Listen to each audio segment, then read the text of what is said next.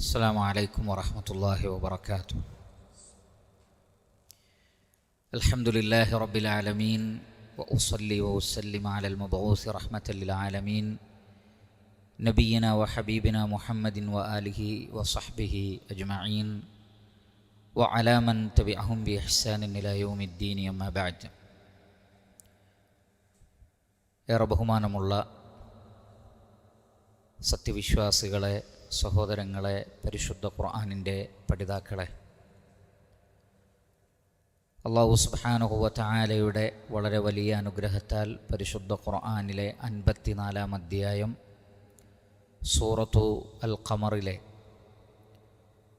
1 മുതൽ 17 വരെയുള്ള ആയത്തുകളാണ് കഴിഞ്ഞ ക്ലാസ്സിലായി നാം പഠിച്ചത്. നൂഹ് അലൈഹിസ്സലാത്തു വസ്സലാമയുടെ ജനത സത്യത്തെ നിഷേധിച്ചപ്പോൾ അവർക്ക് വന്നു ഭവിച്ച വലിയ ശിക്ഷയെ സംബന്ധിച്ചും, അതോടൊപ്പം ഈ ഉമ്മത്തിന് അള്ളാഹു നൽകിയ പരിശുദ്ധ ഖുർആൻ അവർക്ക് പഠിക്കാനും മനസ്സിലാക്കുവാനും അള്ളാഹു എളുപ്പമാക്കിയെന്നും, എന്നാൽ പഠിക്കാനും മനസ്സിലാക്കുവാനും തയ്യാറുള്ളവർ ഉണ്ടോ, അതല്ല പൂർവിക സമൂഹത്തെപ്പോലെ വേദഗ്രന്ഥത്തെ നിഷേധിച്ച് അവരും നശിക്കുവാനാണോ ഉദ്ദേശിക്കുന്നത് എന്ന അർത്ഥത്തിലാണ് അല്ലാഹു സുബ്ഹാനഹു വ തആല ചോദിക്കുന്നത്. ഖുർആനിനെ സംബന്ധിച്ച് നമ്മോട് പറഞ്ഞതിന് ശേഷം വീണ്ടും ചരിത്രത്തിലേക്ക് അല്ലാഹു സുബ്ഹാനഹു വ തആല നമ്മെ കൊണ്ടുപോവുകയാണ്. أعوذ بالله من الشيطان الرجيم. بسم الله الرحمن الرحيم. كذبت عاد فكيف كان عذابي ونذر. إنا أرسلنا عليهم ريحا صرصرا في يوم نحس مستمر تنزع الناس كأنهم أعجاز نخل منقعر فكيف كان عذابي ونذر. ولقد يسرنا القرآن للذكر فهل من مدكر. كذبت ثمود بالنذر فقالوا أبشرا منا واحدا نتبعه إنا إذا لفي ضلال وسعر. أألقي الذكر عليه من بيننا بل هو كذاب أشر. سيعلمون غدا من الكذاب الأشر. إنا مرسل الناقة فتنة لهم فارتقبهم واصطبر. പ്രവാചകനെ നിഷേധിച്ച നൂഹ് അലൈഹിസ്സലാത്തു വസ്സലാമയുടെ സമൂഹത്തെക്കുറിച്ച് പറഞ്ഞു. ഉടനെ തന്നെ പരിശുദ്ധ ഖുർആനിനെ എളുപ്പമാക്കിയതിനെക്കുറിച്ച് പറഞ്ഞു. ആ പറഞ്ഞതിൻ്റെ പിന്നിലുള്ള തത്വം, അവർ പ്രവാചകന്മാരെ നിഷേധിച്ചു, വേദഗ്രന്ഥത്തെ നിഷേധിച്ചു. ഇതാ നിങ്ങളിലേക്കും ഒരു വേദഗ്രന്ഥം വന്നിരിക്കുന്നു, അതിനെ പഠിക്കാൻ ഞാൻ എളുപ്പമാക്കിയിരിക്കുന്നു. പഠിക്കാനും മനസ്സിലാക്കുവാനും തയ്യാറുള്ളവർ ഉണ്ടോ?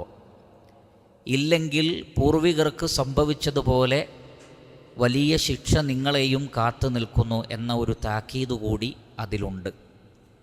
അതുകൊണ്ട് തന്നെ വീണ്ടും ചരിത്രത്തിലേക്ക് അല്ലാഹു കൊണ്ടുപോവുകയാണ്. കദ്ദബത് ആദുൻ. യമനിലെ ഒരു ഗോത്രമാണ് ആദ് ഗോത്രം.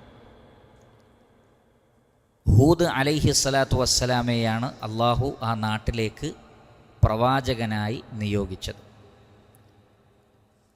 അപ്പോൾ ആദ് സമൂഹം അവരിലേക്ക് നിയോഗിക്കപ്പെട്ട പ്രവാചകൻ ഹൂദ് അലൈഹിസ്സലാത്തു വസ്സലാമയെയും അദ്ദേഹം കൊണ്ടുവന്നതിനെയും കളവാക്കി. കദ്ദബ യുകദ്ദിബു തക്ദീബൻ. കദ്ദബത് ആദു ഫകൈഫ കാന അദാബി വനുദുർ. അള്ളാഹു ആദ്യമേ ചോദിച്ചു വെക്കുകയാണ്, കാര്യം പറയുന്നതിന് മുമ്പ് തന്നെ. ഫകൈഫ കാന അദാബി വനുദുർ, എൻ്റെ താക്കീതുകളും എൻ്റെ ശിക്ഷയും അപ്പോൾ എപ്രകാരമായിരുന്നു. കേൾവിക്കാരിൽ ജിജ്ഞാസ ഉണ്ടാക്കിക്കൊണ്ട് അതിനുശേഷം കാര്യങ്ങൾ വിശദീകരിക്കുന്ന ശൈലി പരിശുദ്ധ ഖുർആനിലുണ്ട്. അതേപോലെ തന്നെ മുഹമ്മദ് നബി സല്ലല്ലാഹു അലൈഹി വസല്ലമയുടെ ഹദീസുകൾ പരിശോധിച്ചാൽ ആദ്യം അവരിൽ താല്പര്യവും പേടിയും ഉണ്ടാക്കി പിന്നെ വിശദീകരിക്കുന്ന ഒരു ശൈലി കാണാൻ സാധിക്കും. അപ്പോൾ ഇവിടെയും എന്ത് സംഭവിച്ചു എന്ന് പറഞ്ഞതിന് ശേഷമല്ല, അത് പറയുന്നതിന് മുമ്പ് തന്നെ അല്ലാഹു സുബ്ഹാനഹു വ തആല ചോദിക്കുകയാണ്, ഫകൈഫ കാന അദാബി, അപ്പോൾ എൻ്റെ ശിക്ഷ എപ്രകാരമായിരുന്നു, വനുദുർ, എൻ്റെ താക്കീതുകളും. അതോടൊപ്പം അതിലുള്ള ഒരാശയം, അല്ലാഹു സുബ്ഹാനഹു വ തആല താക്കീതുകൾ നൽകിയതിന് ശേഷം മാത്രമേ ശിക്ഷാ നടപടി സ്വീകരിക്കുകയുള്ളൂ. വമാ കാന റബ്ബുക മുഹ്ലിക്കൽ ഖുറാ ബിളുൽമിൻ വ അഹ്ലുഹാ ഗാഫിലൂൻ. ഒരു പട്ടണത്തെ നിൻ്റെ റബ്ബ് ഒരിക്കലും നശിപ്പിക്കുകയില്ല, ആ നാട്ടിലെ ജനങ്ങൾ ഇസ്ലാമിൻ്റെ ആശയത്തെക്കുറിച്ച് അശ്രദ്ധരായിരിക്കുന്ന സന്ദർഭത്തിൽ. എന്ന് പറഞ്ഞാൽ അവർക്കതിനെക്കുറിച്ച് താക്കീതില്ല, അവർക്ക് അതിനെക്കുറിച്ചുള്ള അറിയിപ്പ് ലഭിച്ചിട്ടില്ലെങ്കിൽ അള്ളാഹു അവരെ ശിക്ഷിക്കുകയില്ല. അപ്പോൾ താക്കീതുകൾ നൽകി ഗഫലത്തിൽ നിന്ന് അവരെ ഉയർത്തിയതിന് ശേഷം മാത്രമേ അള്ളാഹു ഏതൊരു ജനപദത്തെയും ശിക്ഷിക്കുകയുള്ളൂ. അതുകൊണ്ടാണ് ഫകൈഫ കാന അദാബി വനുദുർ, എൻ്റെ ശിക്ഷയും എൻ്റെ താക്കീതും. അപ്പോൾ താക്കീതിൻ്റെ കൂടെയാണ് ശിക്ഷ ഉണ്ടായിട്ടുള്ളത് എന്നർത്ഥം. മാത്രമല്ല ഇവിടെ പ്രത്യേകം ശിക്ഷയെക്കുറിച്ച് പറഞ്ഞ് അതെപ്രകാരമാണ് എന്ന് ചോദിച്ചതിന് ശേഷം പിന്നീട് അതിൻ്റെ രൂപത്തെക്കുറിച്ച് പറയാനുള്ള കാരണം, മറ്റേതൊരു സമൂഹത്തെയും നശിപ്പിച്ചതിനേക്കാൾ ഗൗരവപൂർവമുള്ള ഒരു നശിപ്പിക്കലായിരുന്നു ആദ് സമൂഹത്തെ അള്ളാഹു നശിപ്പിച്ചത്. ഇന്ന, തീർച്ചയായും നാം, അർസൽന അലൈഹിം, അവരുടെ മേൽ അയക്കുകയുണ്ടായി. അർസല യുർസിലു ഇർസാലൻ, അർസല എന്ന് പറഞ്ഞാൽ അയക്കുക. അർസല യുർസിലു ഇർസാലൻ. അർസൽന അലൈഹിം, അവരുടെ മേൽ നാം അയച്ചു റീഹൻ സർസറ. റീഹ് എന്ന് പറഞ്ഞാൽ കാറ്റ്, റീഹ് എന്ന് പറഞ്ഞാൽ കാറ്റ്. സർസറ എന്ന് പറഞ്ഞാൽ സർസറൻ, സർസറ യുസർസിറു സർസറത്തൻ, സർസറ യുസർസിറു സർസറത്തൻ. ശക്തമായ ശബ്ദമുണ്ടാക്കി അടിക്കുന്ന കാറ്റിനാണ് സർസറ എന്ന് പറയുന്നത്. ശക്തമായ മഴക്കും അത് പറയും സർസറ യുസർസിറു സർസറത്തൻ. അതോടൊപ്പം റീഹുൻ സർസർ എന്ന് പറഞ്ഞാൽ പ്രത്യേകം തന്നെ അറബി ഭാഷയിൽ അതിൻ്റെ അർത്ഥം ഷദീദത്തുൽ ബർദി വ ഷദീദത്തു സൗതി, കഠിനമായ തണുപ്പുള്ളതും അതിശക്തമായ ശബ്ദമുണ്ടാക്കിയതുമായൊരു കാറ്റ്. അപ്പോൾ കാറ്റിൻ്റെ സ്ട്രോങ് കൊണ്ടാണ് അത്രയും സൗണ്ട് ഉണ്ടായിരുന്നു. രണ്ടാമത്തത്, അത് കഠിനമായ തണുപ്പുള്ളൊരു കാറ്റായിരുന്നു, കഠിനമായ തണുപ്പുള്ള കാറ്റായിരുന്നു. അപ്പോൾ കഠിനമായ തണുപ്പുള്ളതും ശക്തിയേറിയതുമായ ഒരു കാറ്റിനെ അവരുടെ മേൽ നാം അയക്കുകയുണ്ടായി. എപ്പോൾ? ഫീ യൗമി നഹ്സിൻ, നഹ്സുള്ള ഒരു ദിവസത്തിൽ. നഹ്സ് എന്ന് പറഞ്ഞാൽ അറബിയിൽ ആ വാക്കിൻ്റെ അർത്ഥം മോശമായത്, പ്രയാസകരമായത്, പരീക്ഷണമുള്ളത് എന്നാണ്. അതുകൊണ്ടാണ് ദുശകുനത്തിന് നഹ്സ് എന്ന വേർഡ് ഉപയോഗിക്കുന്നത്. യഥാർത്ഥത്തിൽ ആ വാക്കിൻ്റെ അർത്ഥത്തിൽ നിന്ന് വന്നത് മോശമായത്, അനുകൂലമല്ലാത്തത്, പ്രതികൂലമായത്. നഹിസ ഷഖ്സു എന്ന് പറഞ്ഞാൽ കാന സയ്യിഉൽ ഹദ്ദി, അയാളുടെ ഹദ്ദ്, അയാളുടെ ഭാഗ്യം എന്ന് പറയുന്നത് മോശമായതാണ്. ഷഖിയുൻ ബഅദ സആദ, സആദക്ക് ശേഷം ഷഖിയായി, ദൗർഭാഗ്യവാനായി തീരുക. അല്ലെങ്കിൽ അസാബഹു അശ്ശറു, അവനെ ഷർറ് ബാധിച്ചിരിക്കും. അപ്പോൾ ഷർറ് ബാധിക്കുന്നതിനാണ് നഹിസ എന്ന് പറയുന്നത്. നഹുസ യൻഹുസു നഹ്സൻ, നഹുസ യൻഹുസു നഹ്സൻ, മോശമായി തീരുക, ഷർറ് ബാധിക്കുക. അപ്പോൾ ഫീ യൗമിൻ നഹ്സിൻ എന്ന് പറഞ്ഞാൽ ഷർറുള്ള ഒരു ദിവസം. അല്ലാതെ ചില ദിവസങ്ങൾ ശകുനമുള്ളതാണ്, വേറെ ചില ദിവസങ്ങൾ ശകുനമില്ലാത്തതാണ് എന്നർത്ഥത്തിലല്ല. അവർക്ക് മുസീബത്ത് ബാധിച്ച ആ ദിവസങ്ങളിൽ എന്നാണ് അതുകൊണ്ടുള്ള ഉദ്ദേശം. ഫീ യൗമിൻ നഹ്സിൻ മുസ്തമിറിൻ. ഇസ്തമറ എന്ന് പറഞ്ഞാൽ കണ്ടിന്യൂസ് ആയിട്ട്. ഇസ്തമറ യസ്തമിറു ഇസ്തിമറാറൻ. മുസ്തമിർ എന്ന് പറഞ്ഞാൽ കണ്ടിന്യൂസ് ആയിട്ടുള്ള ദിവസങ്ങൾ. ആ ദിവസങ്ങളിൽ അവരെ ഷർറ് ബാധിച്ചു. ചില തഫ്സീറുകളിൽ കാണാം, ഉദാഹരണത്തിന് ഇമാം തൊബരിയുടെ തഫ്സീറിൽ കാണാം, അൻ ഖതാദ റളിയല്ലാഹു അൻഹു ഫി യൗമി നഹ്സിൻ മുസ്തമിർ ഐ യസ്തമിറു ബിഹിം ഇലാ നാരി ജഹന്നം. തുടർച്ചയായ ശിക്ഷയുള്ള ദിവസങ്ങൾ എന്ന് പറഞ്ഞാൽ ആ ശിക്ഷ അവർക്ക് ഖബറിലും കണ്ടിന്യൂ ചെയ്യുന്നുണ്ട്, നരകം വരെ ആ ശിക്ഷ അവർക്ക് തുടർന്നുകൊണ്ടിരിക്കുമെന്ന ഒരു റിവായത്ത് പ്രകാരം അങ്ങനെയുണ്ട്. എന്നാൽ അതുകൊണ്ടുള്ള ഉദ്ദേശം സൂറത്തുൽ ഹാഖയിൽ അല്ലാഹു സുബ്ഹാനഹു വ തആല പറഞ്ഞതുപോലെ വ അമ്മാ ആദുൻ ഫഉഹ്ലികൂ ബിരീഹിൻ സർസറിൻ ആതിയ. അനുസരണക്കേട് കാണിച്ച വളരെ മോശമായ ഒരു ശിക്ഷ. ആത്തിയ ശരിക്കും ആത്തിയത്ത് എന്ന് പറഞ്ഞാൽ അനുസരണക്കേട് എന്ന് പറഞ്ഞാൽ അതിര് കവിഞ്ഞ കാറ്റ്, അത്യുഗ്രമായ കാറ്റുകൊണ്ട് അവർ നശിപ്പിക്കപ്പെട്ടു. സഖറഹ അലൈഹിം സബ്അ ലയാലിൻ വ സമാനിയത അയ്യാം. 8 പകലുകളും 7 രാത്രിയും അത് തുടർന്നു എന്നാണ്. 8 പകലുകൾ, ഒരു പകലിലാണ് തുടങ്ങിയത്, രാവിലെ തുടങ്ങി, അങ്ങനെ 8 പകലും 7 രാത്രിയും കണ്ടിന്യൂസ് ആയിട്ട്. വസമാനിയത അയ്യാമിൻ ഹുസൂമ, കണ്ടിന്യൂസ് ആയി അല്ലാഹു സുബ്ഹാനഹു വ തആല അവരെ പിടികൂടി. അങ്ങനെ ബാധയേറ്റവരെ പോലെ അവർ മറഞ്ഞു വീണു. കഅന്നഹും അജാസു നഖ്ലിൻ ഖാവിയ ഫഹൽ തറാ ലഹും മിൻ ബാഖിയ. അല്ലാഹു ചോദിക്കുകയാണ്, വല്ല ബാക്കിയും അവരുടെ കൂട്ടത്തിൽ ആരെങ്കിലും ബാക്കി ഉണ്ടോ? അള്ളാഹു അവരെ പിഴുതെറിഞ്ഞു. ഈത്തപ്പനത്തടികളെ ഭൂമിയിൽ നിന്ന് പിഴുത് മറച്ചിട്ടതുപോലെ അള്ളാഹു അവരെ മറച്ചിട്ടു എന്നാണ്. അപ്പോൾ അതാണ് ഇവിടെ മുസ്തമിർ എന്നതുകൊണ്ട് ഉദ്ദേശിച്ചത്. സബ്അ ലയാൽ വ സമാനിയത അയ്യാം, 8 പകലും 7 രാത്രിയും നിരന്തരമായി നിന്ന ആ തണുപ്പേറിയ ശക്തമായ കാറ്റിലൂടെ അല്ലാഹു സുബ്ഹാനഹു വ തആല അവരെ നശിപ്പിച്ചു കളഞ്ഞു. തൻസിഉന്നാസ, അത് ജനങ്ങളെ പിഴുതെടുത്തുകൊണ്ടിരുന്നു. നസഅ യൻസിഉ നസ്അൻ. നസഅ എന്ന് പറഞ്ഞാൽ പിഴുതെടുക്കുക എന്നാണ്, ഊരിയെടുക്കുക, പിഴുതെടുക്കുക. അതിനാണ് നസഅ എന്ന് പറയുന്നത്. യൻസിഉ നസ്അൻ. തൻസിഉന്നാസ, അത് ജനങ്ങളെ പിഴുതെടുത്തുകൊണ്ടേയിരുന്നു. കഅന്നഹും, ഏതുപോലെയായി, അജാസു നഖ്ലിൻ. അജുസിൻ്റെ ജംആണ് അജാസ്. മുഅഖറു ഷൈ, ഒന്നിൻ്റെ അവസാന ഭാഗത്തിനാണ് അജുസ് എന്ന് പറയുന്നത്. അശ്ശത്റുൽ അഖീറു മിൻ ബൈത്തി ഷിഅർ, ഒരു കവിതയുടെ അവസാന ഭാഗത്തിന് അല്ല അജുസ് എന്ന് പറയും. അജാസുൻ നഖ്ൽ എന്ന് പറഞ്ഞാൽ ഉസൂലുഹ, അതിൻ്റെ വേരുകളാണ്. ഈത്തപ്പനയുടെ വേരുകൾ, ഭൂമിയിലേക്കുള്ള അതിൻ്റെ ആ ഭാഗം, ആ പാർട്ട്, അതാണ് ഇവിടെ അജുസ് കൊണ്ട് ഉദ്ദേശിക്കുന്നത്.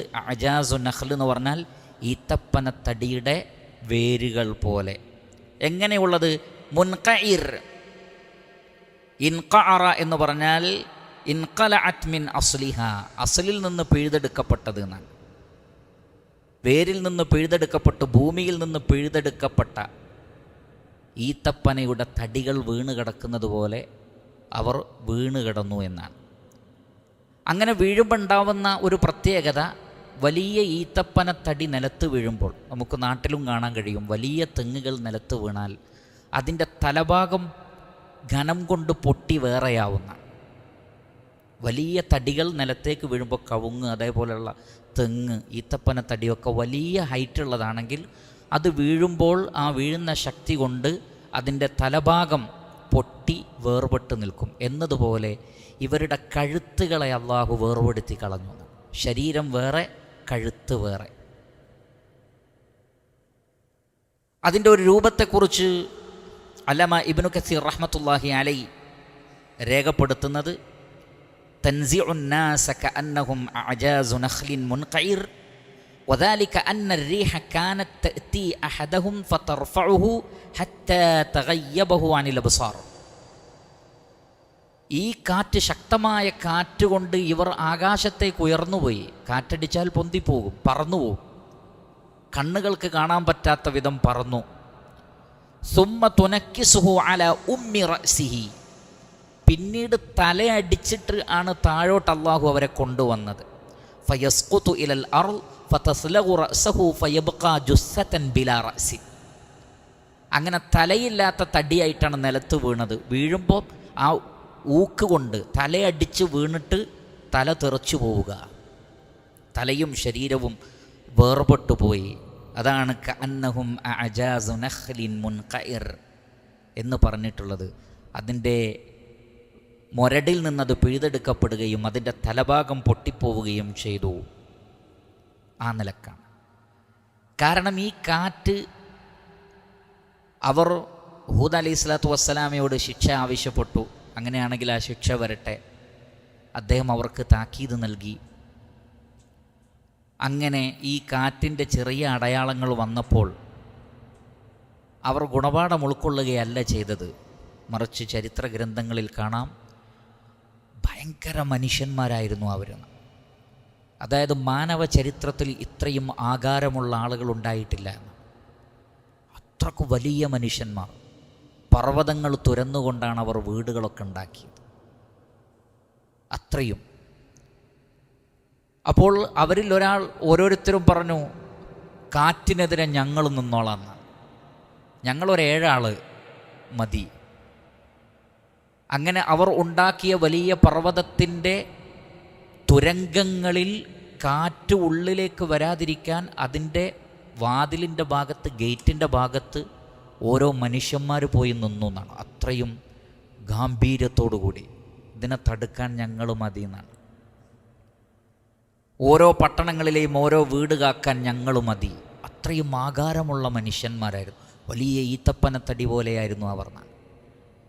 അവരുടെ ആ അഹങ്കാരത്തിനുള്ള മറുപടിയായിരുന്നു ഈത്തപ്പന മുരട് പറക്കുന്നത് പോലെ അള്ളാഹു ഓരോന്നിനെയും എടുത്ത് ആകാശത്തേക്ക് കൊണ്ട് എടുത്തു എന്നാണ്.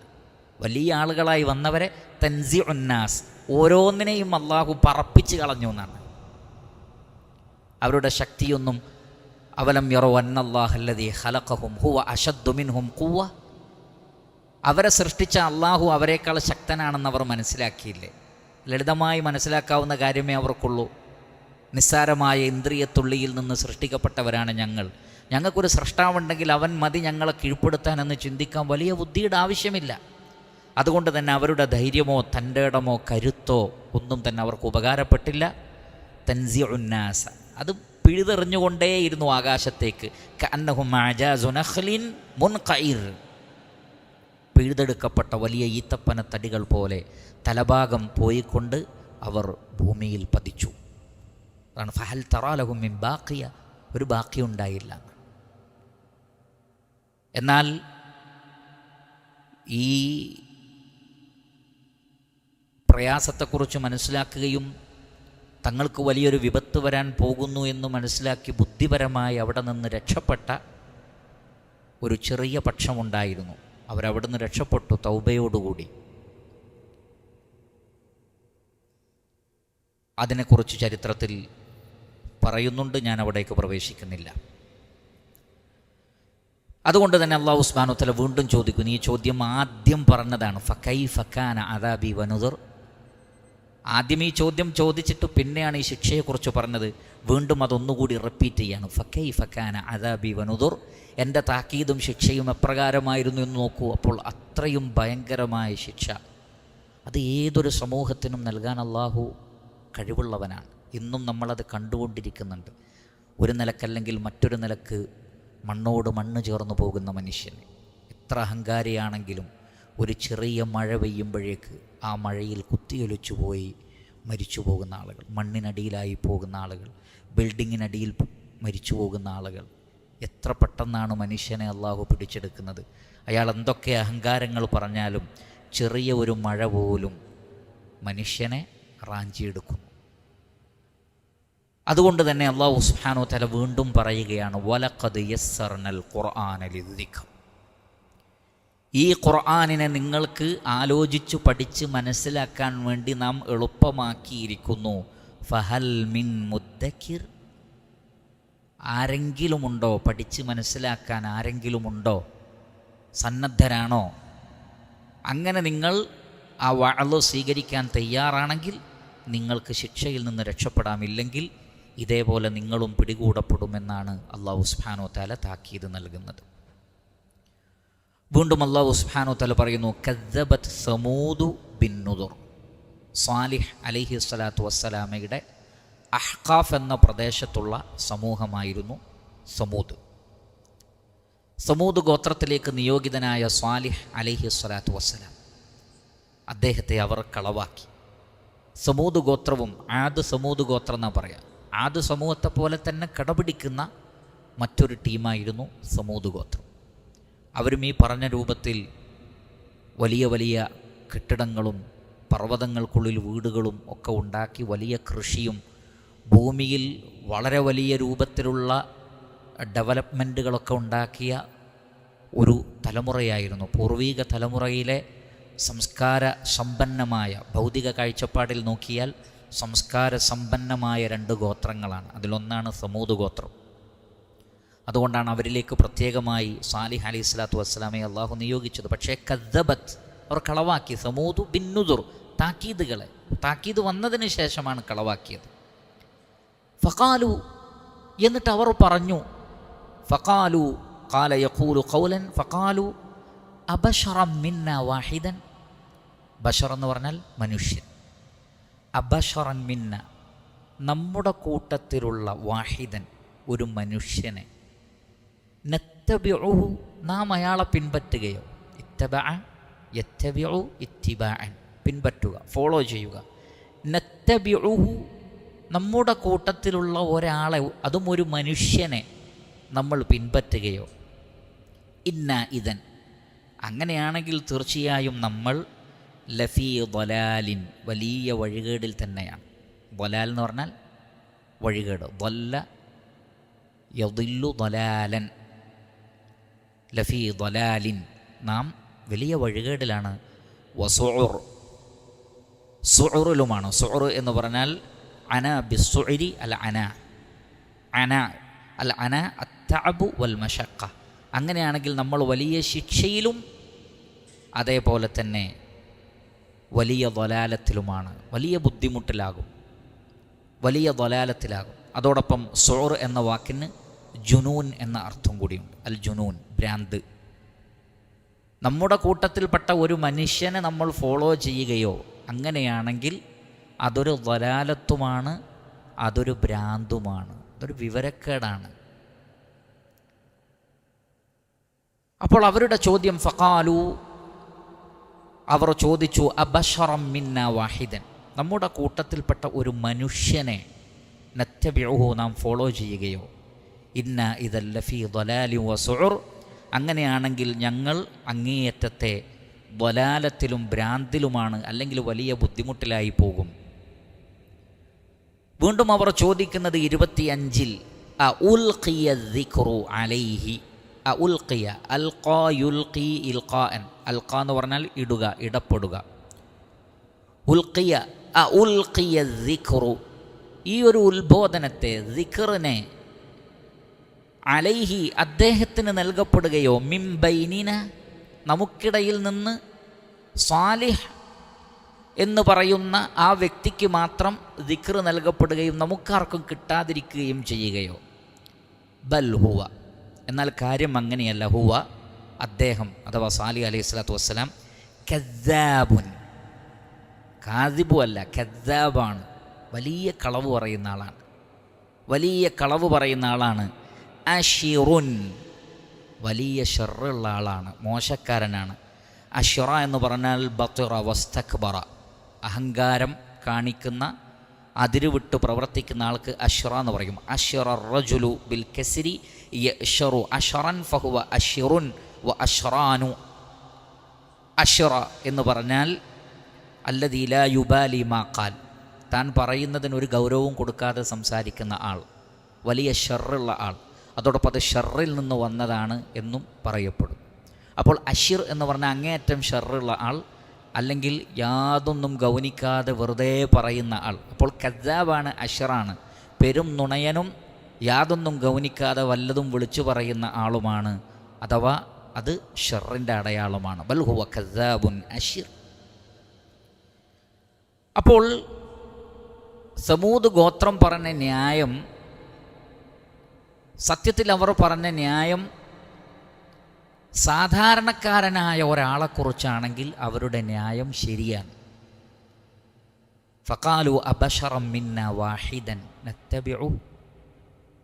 നമ്മളെല്ലാവരും മനുഷ്യന്മാരാണ്, എല്ലാവരും മനുഷ്യന്മാരാണ്. അതിൽ നിന്ന് ഒരാൾ പറയുന്നത് മാത്രം കേൾക്കുക എന്നതിന് എന്ത് പ്രസക്തിയാണുള്ളത്? അയാൾക്ക് കാതുണ്ട്, കണ്ണുണ്ട്, ചിന്താശേഷിയുണ്ട്. എനിക്കും കാതുണ്ട്, കണ്ണുണ്ട്, ചിന്താശേഷിയുണ്ട്. എന്നിരിക്കെ ഒരു മനുഷ്യൻ മറ്റൊരു മനുഷ്യനെ അന്ധമായി പിൻപറ്റുക എന്നുള്ളത് വലാലത്ത് തന്നെയാണ്. അത് ജുനൂനുമാണ്, യാതൊരു സംശയവുമില്ല. പക്ഷേ പ്രവാചകന്മാർ അതിൽ നിന്ന് വ്യത്യസ്തമാണ്.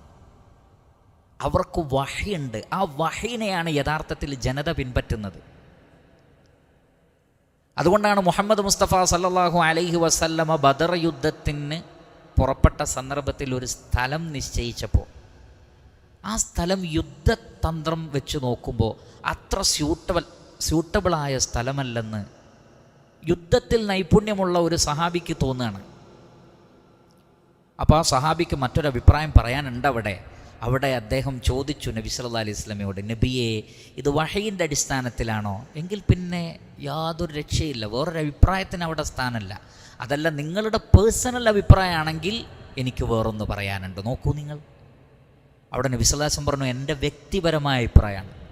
അപ്പോൾ അദ്ദേഹം പറഞ്ഞു, അങ്ങനെയാണെങ്കിൽ ഈ സ്ഥലം അത്ര ശരിയല്ല, മറ്റൊരു സ്ഥലമാണ് നല്ലത്. ആ അഭിപ്രായം നബി സല്ലല്ലാഹു അലൈഹി വസല്ലം കേട്ടു. എന്നാൽ വഹിയാണെങ്കിലോ അവിടെ പിന്നെ മാ കാന ലി മുഅ്മിനിൻ വലാ മുഅ്മിനത്തിൻ ഇദാ ഖദല്ലാഹു വറസൂലുഹു അംറൻ അൻ യകൂന ലഹുമുൽ ഖിയറതു മിൻ അംരിഹി. ഒരു മുഅ്മിനായ ആണിനോ പെണ്ണിനോ അള്ളാഹുവും റസൂലും ഒരു കാര്യം ഖളാക്കിയാൽ പിന്നെ വ്യക്തിപരമായ ഒരു അഭിപ്രായത്തിന് അവിടെ സ്ഥാനമേയില്ല. കാരണം അത് വഹിയാണ്, അള്ളാഹുവിൽ നിന്നാണ്. അള്ളാഹുവിൽ നിന്നുള്ളതിനെ മറികടക്കാൻ സൃഷ്ടികൾക്ക് കഴിയില്ല. അതുകൊണ്ട് തന്നെ ഫഖാലു അബശറം മിന്ന വാഹിദൻ നത്തബിഉഹു ഇന്ന ഇദൻ ലഫീ ളലാലിൻ വസുഉർ. നമ്മുടെ കൂട്ടത്തിൽപ്പെട്ട ഒരു മനുഷ്യനെ നാം പിൻപറ്റുകയാണെങ്കിൽ അത് ളലാലത്താണ്, അത് വലിയ ജുനൂനാണ്. പക്ഷേ ഏതൊരു നബിയും വ്യക്തമായ ദൃഷ്ടാന്തങ്ങളുമായിട്ടല്ലാതെ വന്നിട്ടില്ല. അവർ റസൂലാണ്, അള്ളാഹു പറഞ്ഞയച്ചതാണ് എന്ന് ജനങ്ങൾക്ക് ബോധ്യപ്പെടുന്ന, അവർ തോറ്റുപോകുന്ന മുഅ്ജിസാത്തുകളുമായി കൊണ്ട് പ്രവാചകന്മാർ വരാനുള്ള കാരണം അതാണ്.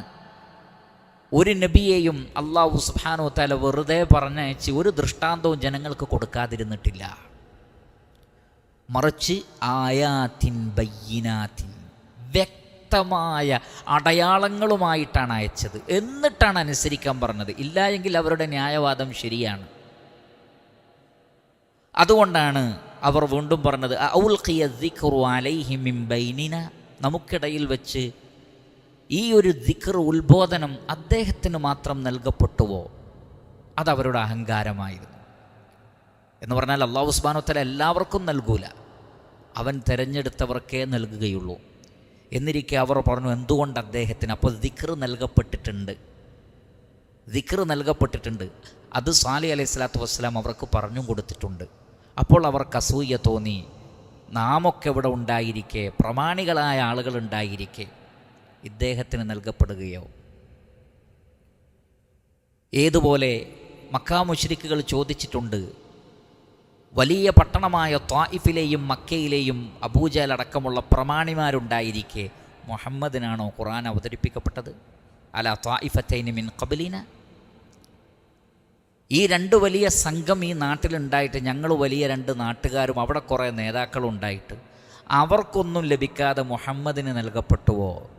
അത് അഹങ്കാരമായിരുന്നു സല്ലല്ലാഹു അലൈഹി വസല്ലം. അതേപോലെയാണ് ഇവരും ചോദിക്കുന്നത്, അഉൽഖിയ ദിക്റു അലൈഹി മിൻ ബൈനിന, നമുക്കിടയിൽ വെച്ച് അദ്ദേഹത്തിന് മാത്രം ഈ ദിക്ർ നൽകപ്പെടുകയോ? ബൽ ഹുവ കദ്ദാബുൻ അശിർ. എന്നാൽ അദ്ദേഹം വലിയ കളവ് പറയുന്ന ആളും അതേപോലെ തന്നെ ഷർറുള്ള ആളുമാകുന്നു എന്നവർ പറഞ്ഞു. അതിന് മറുപടിയായിക്കൊണ്ട് അല്ലാഹു സുബ്ഹാനഹു വ തആല പറയുന്നത് സയഅലമൂന ഗദൻ, നാളെ അവർക്ക് അറിയാറാകും. സയഅലമൂന അലിമ യഅലമു ഇൽമൻ, സയഅലമൂന ഗദൻ, നാളെ അവർ തിരിച്ചറിയും. മനിൽ കദ്ദാബുൽ അശിർ, ആരാണ് ആ പെരുംകള്ളൻ, കളവ് പറയുന്ന ആള്, മോശക്കാരൻ എന്ന് അവർ നാളെ അറിയുമെന്ന്. ഇവിടെ നാളെ എന്നതുകൊണ്ട് ഉദ്ദേശിച്ചത് രണ്ട് കാര്യങ്ങളാണ്. അതിലൊന്ന്, അവർക്കൊരു ശിക്ഷ വരാൻ പോകുന്നു. ആ ശിക്ഷയുടെ ദിവസം അവർക്ക് സത്യം മനസ്സിലാകും. ആര് പറഞ്ഞതാണ് സത്യം അവർക്ക് ബോധ്യപ്പെടും. രണ്ടാമത്തത്, ഗദൻ എന്നതുകൊണ്ട് പരിശുദ്ധ ഖുർആനിൽ അധികവും ഉദ്ദേശിക്കുന്നത് ഖിയാമത്ത് നാളാണ്. യാ അയ്യുഹല്ലദീന ആമനു തഖുല്ലാഹ വൽതൻദുർ നഫ്സും മാ ഖദ്ദമത് ലിഗദ്. പരലോകത്ത് വെച്ച് അവർക്ക് മനസ്സിലാകും ആരാണ് എന്ന്. ഇതിൽ രണ്ടും ശരിയാണ്. കാരണം അള്ളാഹുവിൻ്റെ ശിക്ഷ വരുമ്പോൾ അവർക്ക് സത്യം ബോധ്യപ്പെടും. ദുനിയാവിൽ വെച്ച് തന്നെ മരണം സംഭവിക്കുമ്പോൾ സത്യം ബോധ്യപ്പെടും. രണ്ടാമത് ഖബറിലും പിന്നെ മഹ്ശറിലും അത് ബോധ്യപ്പെട്ടുകൊണ്ടേയിരിക്കുമെന്നാണ്. അതുകൊണ്ട് അല്ലാഹു സുബ്ഹാനഹു വ തആല പ്രവാചകന്മാരെ എല്ലാം അയച്ചിട്ടുള്ളത് വേദഗ്രന്ഥങ്ങളുമായിട്ടാണ്. കാനന്നാസു ഉമ്മതൻ വാഹിദ ഫബഅസല്ലാഹു നബിയ്യീന മുബശ്ശിരീന വമുൻദിരീൻ വഅൻസല മഅഹുമുൽ കിതാബ ബിൽ ഹഖ് ലിയഹ്കുമ ബൈനന്നാസി ഫീമ ഇഖ്തലഫൂ ഫീഹി. വെറുതെ നബിമാരെ അയച്ചതല്ല, വ്യക്തമായ വേദങ്ങളുമായിട്ടാണ് അവർ വന്നത്. ആ വേദങ്ങളാണ് സംസാരിച്ചത്. അതിനു പുറമെ വേറൊരുപാട് മുഅ്ജിസാത്തുകൾ, മൂസ അലൈഹി സ്വലാത്തു വസ്സലാമക്ക് നൽകപ്പെട്ട മുഅ്ജിസാത്ത് നമുക്കറിയാം. ആ മുഅ്ജിസത്തിൻ്റെ മുന്നിൽ മനുഷ്യൻ തോറ്റുപോയി. അതാണ് അടയാളം. ഈസാ അലൈഹി സ്വലാത്തു വസ്സലാം വലിയ ഡോക്ടേഴ്സും ഭിഷങ്കരന്മാരും വൈദ്യശാസ്ത്രം അങ്ങനെ പുരോഗമിക്കുന്ന ഒരു കാലഘട്ടമായിരുന്നു. വ്യത്യസ്ത രോഗങ്ങളെ മാറ്റുന്ന പ്രഗത്ഭരായ ഡോക്ടേഴ്സ് ഉണ്ടായിരുന്നു ഈസാ നബി വന്ന കാലഘട്ടത്തിൽ. പക്ഷേ അവരൊക്കെ തോറ്റുപോയ 3 കാര്യങ്ങളുണ്ടായിരുന്നു എന്നാണ്. എന്താണത്? വെള്ളപ്പാണ്ട് മാറ്റാൻ കഴിയുന്നില്ല, ജന്മനാ അന്ധനായവർക്ക് കാഴ്ച നൽകാൻ പറ്റുന്നില്ല, പിന്നെ മരിച്ചവരെ ജീവിപ്പിക്കുക എന്നുള്ളത് ഒരു നിലക്കും പറ്റൂല. ഈസാ അലൈഹി സ്വലാത്തു വസ്സലാം വന്നിട്ട് ഈസാ നബിയിലൂടെ അള്ളാഹു പ്രകടിപ്പിച്ച മുഅ്ജിസത്ത് എന്ന് പറയുന്നത് വെള്ളപ്പാണ്ട് സുഖപ്പെടുത്തി. ഇത് വൈദ്യശാസ്ത്രത്തിൻ്റെ പരിധിയിൽ വരുന്നതല്ല എന്നവർക്ക് ബോധ്യപ്പെടുത്തി കൊടുത്തു. ജന്മനാ അന്ധനായ ഒരാൾക്ക് കാഴ്ച നൽകുന്നത് വൈദ്യശാസ്ത്രത്തിൻ്റെ പരിധിയിൽപ്പെട്ടതല്ല എന്നവർക്ക് കാണിച്ചു കൊടുത്തു അക്കാലഘട്ടത്തിലെ അറിവ് പ്രകാരം. പിന്നെ മരിച്ചൊരാളെ ജീവിതത്തിലേക്ക് കൊണ്ടുവരിക എന്നുള്ളത് അത് ഒരിക്കലും വൈദ്യശാസ്ത്രത്തിൻ്റെ പരിധിയിൽപ്പെട്ടതല്ല. അപ്പോൾ ഇത് ദൈവീകമാണ്, അള്ളാഹു അയച്ചതാണ് എന്നതിൻ്റെ വ്യക്തമായ തെളിവായിരുന്നു. ഇങ്ങനെയാണ് നബിമാരെ അയച്ചിട്ടുള്ളത്. പൂർവികരായ നബിമാരൊക്കെ അങ്ങനെയാണ് അയച്ചത്. മുഹമ്മദ് നബി സല്ലല്ലാഹു അലൈഹി വസല്ലമയെ അയച്ചത് വലിയ വലിയ കവികൾ, അവർക്ക് എഴുതാനും വായിക്കാനും അറിയില്ലെങ്കിലും മനുഷ്യന് സംസാരിക്കാൻ അറിയാലോ. അവരിൽ ഒരു ന്യൂനപക്ഷം എഴുതുകയും വായിക്കുകയും ചെയ്യുന്നവരായിരുന്നു. മഹാഭൂരിപക്ഷവും ഉമ്മിയികളായിരുന്നു. അതേ സന്ദർഭത്തിൽ അവർ എഴുതാനും വായിക്കാനും അറിയാത്തവൻ പോലും വലിയ സാഹിത്യം അറിയുന്നവനായിരുന്നു. പാരമ്പര്യമായി കേട്ട് വലിയ സാഹിത്യത്തിൽ നൈപുണ്യമുള്ള ആളുകളായിരുന്നു അവർ. അവരുടെ മുന്നിലേക്കാണ് പരിശുദ്ധ ഖുർആൻ വരുന്നത്. ഗദ്യവുമല്ല പദ്യവുമല്ലാത്ത ശൈലി, അപാരമായ സ്വരമാധുര്യവും പാരായണ ശൈലിയും, വാക്കുകളുടെ ഘടനകൾ അത്ഭുതകരം, ഭാഷയുടെ ശുദ്ധിയും വൃത്തിയും അതിനേക്കാൾ ഗംഭീരം, അതിൻ്റെ ഗ്രാമറും അതേപോലെയുള്ളതും വിമർശനങ്ങൾക്കതീതം, അതിൻ്റെ ആശയ ഗാംഭീര്യമാകട്ടെ ആകാശഭൂമികളോളം വിശാലമായത്, നിർമ്മലമായ ഏത് ബുദ്ധിക്കും ഉൾക്കൊള്ളാൻ പറ്റുന്നത്, മാത്രമല്ല ജീവിതത്തിൻ്റെ രീതികളെ മുച്ചൂടും മാറ്റിമറിക്കുന്നത്. അതാണ് സാഹിത്യം എന്ന് പറയുന്നത്. സാഹിത്യത്തെക്കുറിച്ച് അറിവുള്ളവർ പറയുന്നത് ഒരു മനുഷ്യനെ അവൻ്റേതായ അവസ്ഥയിൽ നിന്ന് മാറ്റിമറിക്കാൻ പര്യാപ്തമായതെന്തോ അതാണ് സാഹിത്യം. എങ്കിൽ ഏറ്റവും വലിയ സാഹിത്യമെന്ന് പറയാവുന്നത് പരിശുദ്ധ ഖുർആനാണ്. അവിടെ എല്ലാ അന്ധകാരങ്ങളിൽ നിന്നും പ്രകാശത്തിൻ്റെ ധാരയിലേക്ക് ഒരു സമൂഹം മുഴുവൻ മാറുകയാണ്. വ്യക്തികളല്ല, ഒരു സമൂഹം, ഒരു രാഷ്ട്രം, അത് പിന്നീട് സാമ്രാജ്യമായി മാറുന്നു. അതിനൊക്കെ കാരണമായി ഖുർആൻ വർത്തിക്കുന്നു. അതോടൊപ്പം അല്ലാഹു സുബ്ഹാനഹു വ തആലയുടെ വെല്ലുവിളിയും എന്താണത്? നിങ്ങൾ ഈ ഖുർആൻ പോലെ ഒന്ന് കൊണ്ടുവരിക. ബിമിസ്ലി ഹാദൽ ഖുർആൻ, ഖുർആൻ പോലെ ഒന്ന് കൊണ്ടുവരാൻ. ഖുൽ ഇൻ ഇജ്തമഅത്തിൽ ഇൻസു വൽ ജിന്നു അലാ യഅ്തു ബിമിസ്ലി ഹാദൽ ഖുർആൻ ലാ യഅ്തൂന ബിമിസ്ലിഹി. ജിന്നും മനുഷ്യരും ഒരുമിച്ച് കൂടിക്കോട്ടെ, ഖുർആൻ പോലൊന്ന് കൊണ്ടുവരാൻ കഴിയില്ല എന്ന് പറഞ്ഞു. അവരെല്ലാവരുണ്ട്, എത്ര സാഹിത്യം അറിയുന്നവരുണ്ട്. അവരുടെ മുഖത്ത് നോക്കിയാണ് മുഹമ്മദ് നബി സല്ലല്ലാഹു അലൈഹി വസല്ലം ഈ ആയത്തുകൾ ഓതിക്കൊടുക്കുന്നത്. ഒരൊറ്റ കുട്ടിക്ക് ഏറ്റെടുക്കാൻ പറ്റിയില്ല. പിന്നെ അള്ളാഹു റെഡ്യൂസ് ചെയ്തു. എന്താണ്? ഫഅ്തു ബി അശ്രി സുവരിൻ. മൊത്തം ഖുർആൻ വേണ്ട, 10 ചാപ്റ്റർ മതി. ഖുർആനിലുള്ളതുപോലെ 10 അധ്യായം കൊണ്ടുവരാൻ പറഞ്ഞു. അതും ആരും ഏറ്റെടുക്കുന്നത് കാണുന്നില്ല. അവസാനം അല്ലാഹു സുബ്ഹാനഹു വ തആല പറഞ്ഞു ഫഅ്തു ബി സൂറത്തിൻ മിസ്ലിഹി, ഒരധ്യായം. ഇന്നാ അഅ്തൈനാക്കൽ കൗസർ, ചെറിയൊരു അതുപോലെ ഒന്ന് കൊണ്ടുവരാൻ പറഞ്ഞു. സാധിച്ചില്ല. ലാ യഅ്തൂന ബിമിസ്ലിഹി. അള്ളാഹു പറയണ കൊണ്ടുവരാൻ കഴിയില്ല. വലൗ കാന ബഅ്ദുഹും ലിബഅ്ദിൻ ലഹീറ. പരസ്പരം ജിന്നും മനുഷ്യരും ഒരുമിച്ച് കൂടി ഒരു സ്ഥലത്തിരുന്നാലും ഇതുപോലൊന്നും കൊണ്ടുവരാൻ കഴിയില്ല. 14 നൂറ്റാണ്ടായി. ഇപ്പോൾ മുഹമ്മദ് നബി സല്ലല്ലാഹു അലൈഹി വസല്ലം വെറുതെ വന്ന് ഞാൻ നബിയാന്ന് പറഞ്ഞതല്ല. മനുഷ്യന് ആ വെല്ലുവിളി ഏറ്റെടുക്കാൻ പറ്റിയില്ല, അശക്തമായിപ്പോയി. ഈ അധ്യായത്തിൻ്റെ തുടക്കത്തിൽ പറഞ്ഞതുപോലെ വൻഷഖൽ ഖമർ, ചന്ദ്രനെ പിളർത്തി അള്ളാഹു എല്ലാവർക്കും കാണിച്ചു കൊടുത്തു. ഇത് സിഹറല്ലെന്ന് സിഹറിനെ കുറിച്ച് അറിയുന്നവർ പറഞ്ഞു. ഇങ്ങനെ സിഹർ ചെയ്യാൻ പറ്റില്ല എന്ന് പറഞ്ഞു. ഇതൊക്കെയാണ് അടയാളങ്ങൾ. ഇത്രമാത്രം അടയാളങ്ങൾ നൽകപ്പെട്ടതിന് ശേഷം ഞങ്ങളെപ്പോലൊരു മനുഷ്യനെ പിൻപറ്റുകയോ എന്ന ന്യായത്തിന് നിലനിൽപ്പില്ല, പ്രസക്തിയില്ല. ഇല്ലായിരുന്നെങ്കിൽ അതിന് പ്രസക്തി ഉണ്ടായിരുന്നു. അതുകൊണ്ടാണ് അമ്പിയാക്കളെ പിൻപറ്റണമെന്നും നിങ്ങളുടെ ഹവയെ പിൻപറ്റരുതെന്നും അള്ളാഹു പറഞ്ഞത്. കാരണം മനുഷ്യൻ്റെ ഹവയ്ക്ക് പ്രസക്തിയില്ല. വമൻ അദല്ലു മിമ്മൻ ഇത്തബഅ ഹവാഹു ബിഗൈരി ഹുദൻ മിനല്ലാഹ്. അള്ളാഹുവിൽ നിന്നുള്ള മാർഗദർശനത്തെ മാറ്റിവെച്ച് തന്നിഷ്ടത്തെ പിൻപറ്റിയവനേക്കാൾ വഴിപിഴച്ചവൻ ആരുണ്ട് എന്നാണ്. ഏറ്റവും വലിയ വഴിപിഴവാണത്. എന്നാൽ അള്ളാഹുവിൽ നിന്നുള്ള ഹുദയുമായിട്ടാണ് വന്നതെങ്കിലോ അപ്പോൾ പിന്നെ ആ മാർഗദർശനത്തെയാണ് പിൻപറ്റേണ്ടത്. അതുകൊണ്ട് ഒരുപാട് ദൃഷ്ടാന്തങ്ങൾ അവർക്ക് നൽകിയിട്ടുണ്ട്. പക്ഷെ അവർ അതിനെ നിഷേധിച്ചു. അതുകൊണ്ട് തന്നെ അല്ലാഹു സുബ്ഹാനഹു വ തആല പറയുകയാണ്, അവർ നിഷേധിച്ച സ്ഥിതിക്ക് ഒന്നുകൂടി ഒരു ദൃഷ്ടാന്തം കൂടി. ഇത് ലാസ്റ്റാണ്. അവർ പറഞ്ഞു ഞങ്ങളെ കൺതുറപ്പിക്കുന്ന ഒരു ദൃഷ്ടാന്തം ഒന്നുകൂടി കൊണ്ടുപോകാമെന്ന് പറഞ്ഞു. അപ്പോൾ അല്ലാഹു സുബ്ഹാനഹു വ തആല പറഞ്ഞു ഇന്നാ മുർസിലുൻ നാഖതി. ഇന്ന, തീർച്ചയായും നാം, മുർസിൽ, അയക്കുന്നവനാകുന്നു. അർസല യുർസിലു ഇർസാലൻ വഹുവ മുർസിലുൻ. മുർസിൽ എന്ന് പറഞ്ഞാൽ അയക്കുന്ന ആൾ. മുർസിലുൻ നാഖതി, ഞാൻ ഒട്ടകത്തെ അയക്കുന്നവനാകുന്നു. ഒരു വലിയ ഒട്ടകം, വലിയ ആകാര സൗഷ്ഠവമുള്ള ഒരു ഒട്ടകം. സാധാരണ കാണുന്ന പോലുള്ള ഒരൊട്ടകമായിരുന്നില്ല എന്നാണ്.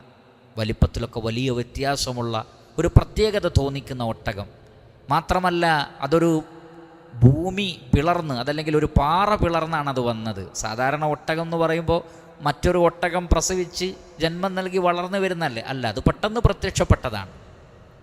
അതാണ് ഏറ്റവും വലിയ അടയാളമാണത്. ഇന്ന മുർസിലുൻ നാഖതി ഫിത്നതൻ ലഹും. അതവർക്കൊരു പരീക്ഷണമാണ്. ഫിത്ന എന്ന് പറഞ്ഞാൽ ഒരു ടെസ്റ്റ്, ഒരു പരീക്ഷണം എന്നുള്ള നിലക്ക് ഇതാ നാം ഒരു ഒട്ടകത്തെ അയക്കുന്നു. എന്നിട്ട് സാലിഹ് അലൈഹി സ്വലാത്തു വസ്സലാമയോട് പറഞ്ഞു ഫർതഖിബുഹും, നീ അവരെ നിരീക്ഷിക്കുക. ഇർതഖബ യർതഖിബു ഇർതിഖാബൻ ഐ മുറാഖബ, നിരീക്ഷിക്കുക. ഫർതഖിബുഹും, ഫർതഖിബുഹും, അവരെ നിരീക്ഷിക്കുക. ഈ ഒട്ടകത്തിൻ്റെ വിഷയത്തിൽ അള്ളാഹു ഇൻഷാ അല്ലാഹ് അടുത്ത വചനങ്ങളിൽ അത് വിശദീകരിക്കുന്നുണ്ട്. എന്താണ് അതിൻ്റെ കണക്ക്, കാര്യങ്ങൾ എന്താണ്, ടെസ്റ്റ്, പരീക്ഷണം എന്നുള്ളതൊക്കെ ഇൻഷാ അല്ലാഹ് വിശദീകരിക്കുന്നുണ്ട്. അതുകൊണ്ട് അവർക്കൊരു ടെസ്റ്റായിട്ട്, ഒരു പരീക്ഷണമായിട്ട് ഈ ഒട്ടകത്തെ നാം അയക്കുകയാണ്. അതുകൊണ്ട് ഫർതഖിബുഹും, അവരെ നിരീക്ഷിക്കുക. അവർ പരീക്ഷയിൽ ജയിക്കുന്നുണ്ടോ തോൽക്കുന്നുണ്ടോ. അതോടൊപ്പം വസ്തബിർ, അങ്ങേയറ്റം ക്ഷമ അവലംബിക്കുക. വസ്ബിർ എന്നാണ്. പക്ഷേ അവിടെ ഒരു ത്വാ കൂടി വന്നാൽ അതിന് ഹർഫ് സിയാദത്താവുമ്പോൾ അർത്ഥവും സിയാദത്താവും. അറബി ഭാഷയുടെ ഒരു പ്രത്യേകതയാണ് ഇദാ സാദൽ ഹർഫു സാദ ഫിൽ മഅന. ഹർഫിൽ വർധനവുണ്ടെങ്കിൽ മാനയിലും വർധനവുണ്ടാകും. അതാണ് വസ്തബിർ, അങ്ങേയറ്റം ക്ഷമയോടുകൂടി. കാരണം ആ സമൂഹത്തിൻ്റെ ധിക്കാരവും മറ്റും കണ്ടു നിൽക്കാൻ പറ്റാത്ത അത്രയുമാണ് പോക്കിരികൾ. അപ്പോൾ അത്രയും വലിയ ദൃഷ്ടാന്തങ്ങൾ കണ്ടാലും അവരോടുള്ള സമീപനം കാണുമ്പോൾ ക്ഷമകേട് തോന്നും. പക്ഷേ ക്ഷമയോടുകൂടി വസ്തബിർ, ഇസ്തബറ യസ്തബിറു ഇസ്തിബാറൻ, ക്ഷമയോടുകൂടി കാത്തു നിൽക്കുക, അവരെ നിരീക്ഷിക്കുകയും ചെയ്യുക എന്ന് അല്ലാഹു സുബ്ഹാനഹു വ തആല പറയുന്നു. അവരും ധിക്കാരം കാണിച്ചു, അവരെ അല്ലാഹു പിടികൂടി. അതുമായി ബന്ധപ്പെട്ട കാര്യങ്ങളൊക്കെ അടുത്ത വചനങ്ങളിൽ നമുക്ക് കാണാം ഇൻഷാ അല്ലാഹ്. അല്ലാഹു സുബ്ഹാനഹു വ തആല തൗഫീഖ് ചെയ്താൽ അടുത്ത ദർസിൽ നമുക്കതിനെ വിശദീകരിക്കാം. ചുരുക്കത്തിൽ നാം പഠിച്ചുകൊണ്ടിരിക്കുന്ന പരിശുദ്ധ ഖുർആനിനെ കുറിച്ച് തന്നെയാണ് അല്ലാഹു സുബ്ഹാനഹു വ തആല നമ്മോട് പറയുന്നത്. ഈ ഖുർആൻ എല്ലാ അർത്ഥത്തിലും നിങ്ങളെ വിജയത്തിലേക്ക് കൊണ്ടുപോകുന്ന ഗ്രന്ഥമാണ്. മറ്റു സമൂഹത്തിന് പറ്റിയ അബദ്ധം നിങ്ങൾക്ക് പറ്റരുത്. അതുകൊണ്ട് ഈ ഖുർആൻ പഠിച്ച് മനസ്സിലാക്കി ജീവിതത്തിൽ ഉൾക്കൊണ്ടുകൊണ്ട് ജീവിക്കാനുള്ള സന്ദേശമാണ് അള്ളാഹു നൽകുന്നത്. ആ സന്ദേശം ഞാനും നിങ്ങളും ഗൗരവത്തിൽ സ്വീകരിക്കുക. അതിനുള്ള തൗഫീഖ് അള്ളാഹു നൽകുമാറാകട്ടെ. വസല്ലല്ലാഹു വസല്ലമ അലാ ഖൈരി ഖൽഖിഹി മുഹമ്മദി വആലിഹി വസഹ്ബിഹി അജ്മഈൻ വൽഹംദുലില്ലാഹി റബ്ബിൽ ആലമീൻ. സുബ്ഹാനകല്ലാഹുമ്മ വബിഹംദിക് അഷ്ഹദു അൻ ലാ ഇലാഹ ഇല്ലാ അൻത അസ്തഗ്ഫിറുക വഅതൂബു ഇലൈക്. വസ്സലാമു അലൈക്കും വറഹ്മത്തുള്ളാഹി വബറകാതുഹു.